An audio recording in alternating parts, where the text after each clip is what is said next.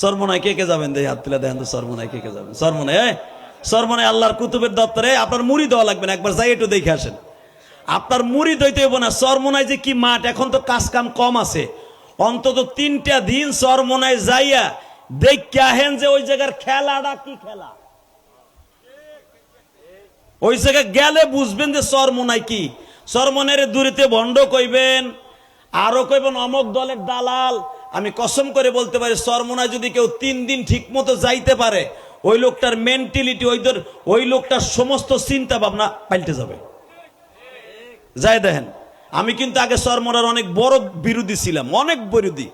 বাংলাদেশে কোনো আলেম যদি সরমনার বিরোধী থাকে, তাদের মধ্যে আমি একজন। ঢাকায় যখন আমি কেরানীগঞ্জে ছিলাম, আমি একদিন খালি পিসা বুজুরে একদিনের আমলে আমি মুরিদ হয়ে গেছি। আলহামদুলিল্লাহ বলতে পারলেন না? সরমনার ভিতরে বাবা সবচাইতে বড় একটা জিনিস আছে, তারা ভণ্ডামি নাই,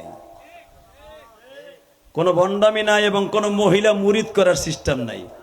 আপনি 3 দিন সরমনের মাঠে যাবেন, 10 কিলোর ভিতরে কোনো মহিলা দেখতে পাবেন না আপনি। অতএব মেহরবানি করে আপনারা সরমনের দাওয়াত দিলাম, যাবেন।